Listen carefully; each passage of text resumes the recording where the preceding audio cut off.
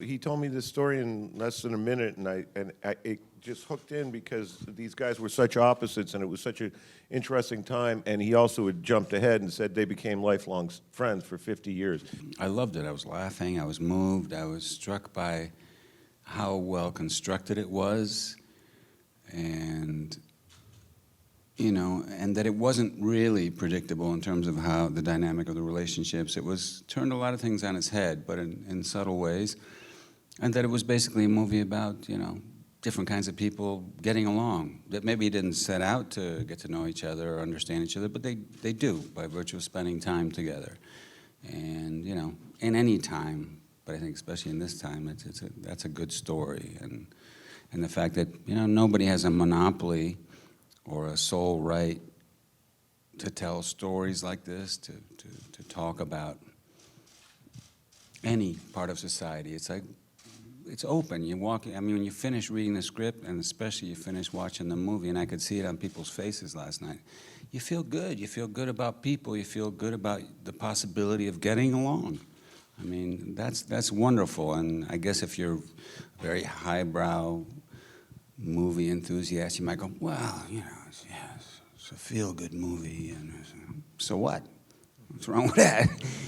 A lot of times if you're laughing, important ideas, important, thought-provoking, I hate to say messages, but it's just thought-provoking concepts can come across in a much more easy, organic way when you're laughing, when you're having a good time. And I think it's really, when you see it, it looks easy. But that's really hard to write something like Green Book, and even harder to pull off directing it. I laughed out loud reading that script. I don't really enjoy reading scripts. Scripts are difficult to read because there's so much description in there. So the rhythm, the flow is constantly being broken in some way, some regard.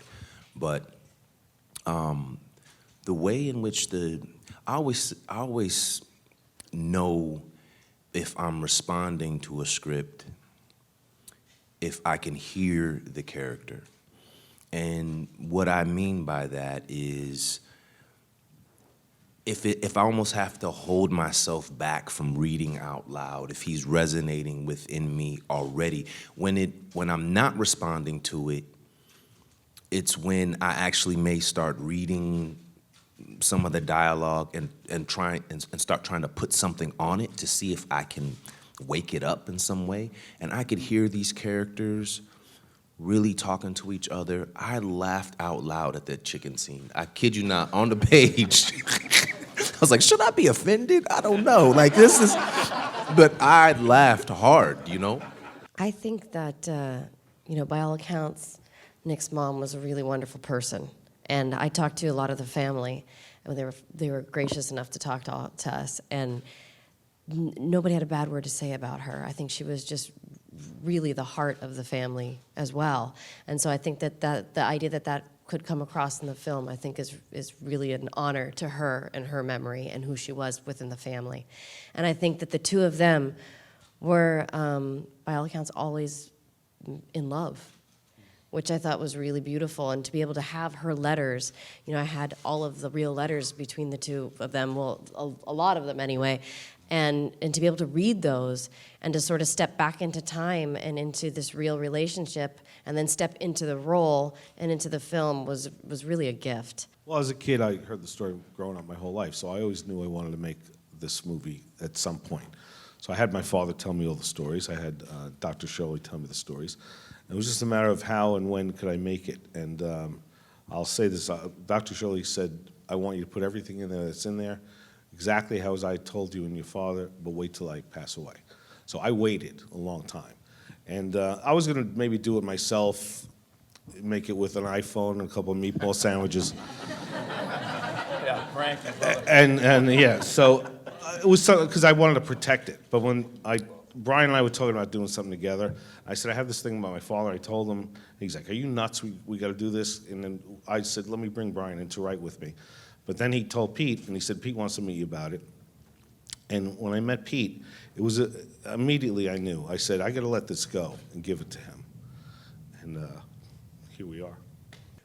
Viggo had a different type of support, but also a different type of pressure because of the presence of the family. So he had the help and I should let you talk about that. No, go ahead. Okay. You'll say it better than I do. So he had the support, presence, info from the Valalonga family, which also puts more pressure on you too, because you constantly have these eyes on you going like, my dad wouldn't do that, or not quite like that. But you know, with me, I didn't have the presence of the Shirley family at that point.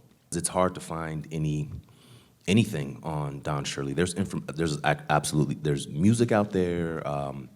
There's some articles, periodicals, but there isn't a lot of, or really any real video or anything like that. And so that's where I saw him talking, which gave me an into sort of his sound, his demeanor, his posture, I could tell who he was from the 10 minutes of footage within tops 10 minutes, maybe 7 minutes of footage from that documentary, along with audio tapes that Nick, Pete, and Brian sent me of Tony Lip talking about their relationship. And then something I always do, I always make playlists for every character that I'm working on that are very specific to what they would listen to, what they'd be exposed to, anything of that time. That's kind of the only thing I listen to while I'm shooting. And so I had the privilege of really just going deep into his music during that time and just sort of allowing that to affect my own frequency, because I feel like music clearly does that. I'm aware of the fact that, you know, there's some pretty good Italian-American actors out there and some pretty good Italian-American portrayals. Iconic, really. So I was like, I don't know, man. But Pete was very encouraging about it. And as I say, when I met, and as Linda was saying, the Valalonga was really helpful. You know, as soon as they saw me eat, they were like sold, apparently. But I was like, there's more to it than that. No, but it was just, for all of us, I think Pete brought this up last night at the Q&A. Linda, Mahershala, and I, they were definitely, we were really doing characterizations. It wasn't like we were just like being ourselves and just put whatever clothes on and we'll just be yourself. It's like, yes, you're always being yourself. It's your body and your mind and your voice. It's there. Can't get away from that. But we had to create characters. It was like real character work and really fun character work. One problem was that, was it Louis that kept eating all the time? Yeah, I mean, Uncle Louis, they kept saying, continuity. I mean, he would just like say cut, and he just kept eating. It was like, Say, these are props. It's for the shot. You don't keep eating. what the whole props? What props? It's a good fish. Come on. Let it go to waste. But there's more out there, but it's got to look the same, like the same pieces are missing. Well, I think the thing about pain, and I think the thing that this movie does, Suffering. is Tony you. Lip makes you suffer. No, he does. But you laugh through pain. I think that's why this movie sort of resonates, because I feel like the people who've gone through the hardest things, they have great sense of humors about it. And I think that's the reason why laughter is used as therapy, because it opens you up. So I think that maybe Dolores's pain is something that actually, she had a big laugh by everybody's account. So maybe that's something that sort of opened her up and made her more loving. I think something that deeply, my interpretation is something that deeply plagued Mr. Shirley was this experience of African-American artist or black artist. Dr. Shirley was actually born in Jamaica. Having to compromise in order to have a career. So if you look at Nina Simone, who wanted to be a concert pianist, she wanted to be a classical musician, a very similar story. We all hear Nina Simone and love her, and she went on and moved to Paris and had this extraordinary career.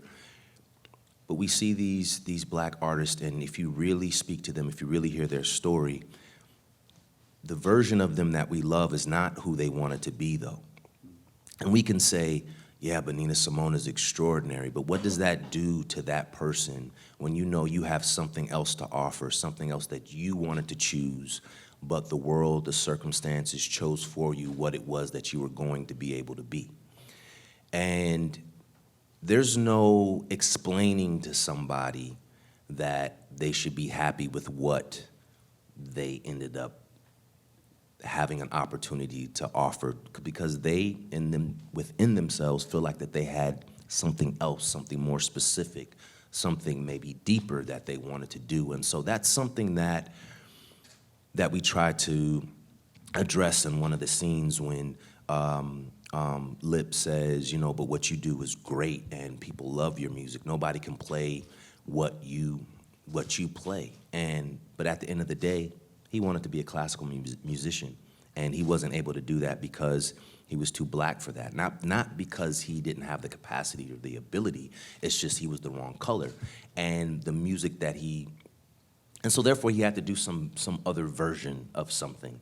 And so in preparing for him and listening to the music that he would have been drawn to, I tried to really go more in the classical realm, because there were you know, the Little Richard, Chubby Checkers, and Aretha Franklins of the world. He wasn't, not that he wasn't necessarily aware of them, that wasn't what he was drawn to. Because I was an athlete. I wasn't acting I got into it relatively late. You know, I was 22 really when I really started acting, and in a more committed way. And so I think when I was an athlete, that was a little bit out of body, because I didn't really relate to beating somebody. And then so when I got to the arts, it was more about being your best self, I never understood so-and-so blew so-and-so away in that scene. Like, I don't relate to the work that way. It actually really turns me off. So looking at Doc Shirley, I think that there was something about him always being in this process of really trying to articulate himself to the world and find where he fit in, so to speak. And not at all comparing myself to his massive talent and his mind and all that, but I have felt throughout my life a little bit